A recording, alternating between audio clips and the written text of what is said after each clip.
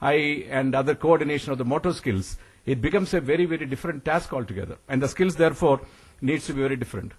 Now, I am not going to the details of apparel industry, but I want to say that they are also looking at more flexible, well-skilled, trained, versatile, knowledgeable about modern production means, because 40 to 50% of Bangladesh machines have already become underbed trimmers. Sri Lanka has become 70-80% underbed trimmers. India has just about 20-30%. And we had offtake of only 5% of the 85,000 crore invested in the textile apparel industry in the last 10 years. 99 to 2009, if you take, out of 85,000 crore, the apparel industry used only 5% of it for improving the technology. So where is the skill? Where is the technology? And why are you complaining that other people are able to supply cheaper, clothes to the world? And we are just being left out as a country which has the largest textile traditions, but not able to compete any more effectively. So the issues are changing, and the technological advancement is calling for, massive transformation. And therefore, the ATDC, which also I head, along with my other responsibilities, is trying to revamp this entire process of educational framework. And we had very good news which retained me in Delhi yesterday, because the Honorable Minister has announced 229 crore outlay for the skill development plan for textile sector, and ATDC would specifically get about 100 crores to revamp the entire sector. In the next 2 years, we will be training about 60,000 people. So obviously, we have large challenge before us, and we have a pan-India network, and we believe a large amount of digital and other kind of e-learning platforms need to be brought in for skill development in the country. We need to create characters which will communicate to people like this, what you see, this, advocating why a particular sector is good. We require also, the kind of support through intranet and internet kind of situations. Entrepreneurship, it's a big area which we want to really tap. Academy of trainers. We will require massive number of trainers. Today and yesterday, we are conducting tests for faculty competency test across ATDCs. 210 people are writing the test. We are testing all the skills to ensure that we have right kind of trainers to really take up the challenges of training, which I just mentioned. And this academy is specifically going to set up 4 more academies, including in Chennai, in Chindwara, and in Calcutta, in somewhere close to Calcutta. We will be setting up a few more academies to train the trainers, because that becomes a very big issue. We are very delighted that we are part of this community college initiative, because US has made very, very good use of community college at a point in time. From 1992 to 2007, till ICNU took up, if you really recall, there was really no progress in the community college initiative. We have now already rolled out 25 community colleges, and the results have been fascinating.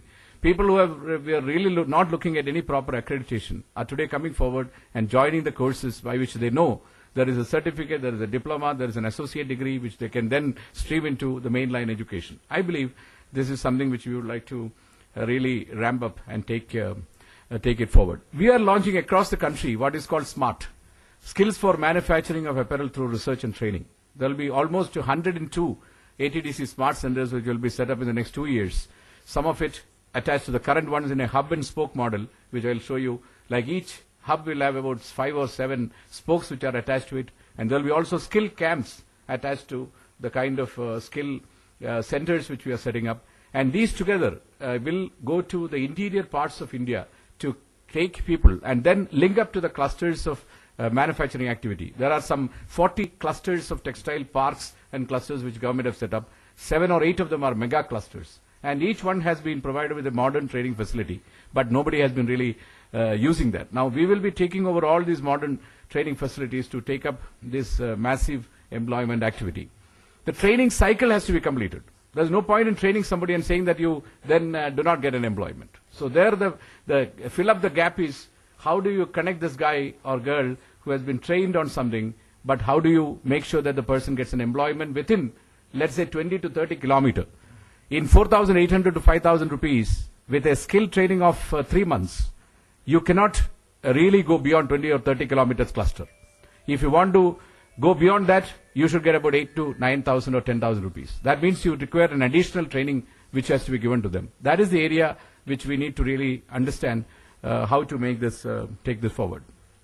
The last part of this, I want to look at how the future of the skill is going to be looked at. Earlier in our Nukkad, in our villages, We had a shorthand training, we had this training, we had that training. Today, because of changing landscape and geography, people are not able to understand, where do I get this information? How do I get to know some skills which I can really look at? 81% of the skills on which you can get an entry level in life is at this skill level 1. And this has been widely publicized in a recent article also in Financial Express. And this is the target of skill training, which can then move on in a layered manner. We believe, therefore, the 3 T's, train, target, train, and transform, is the key issue. The individual, the society, and the quality of life. And once you are able to do this kind of a transformation through skill approach, then we begin to see the society changing, and that is where we are headed.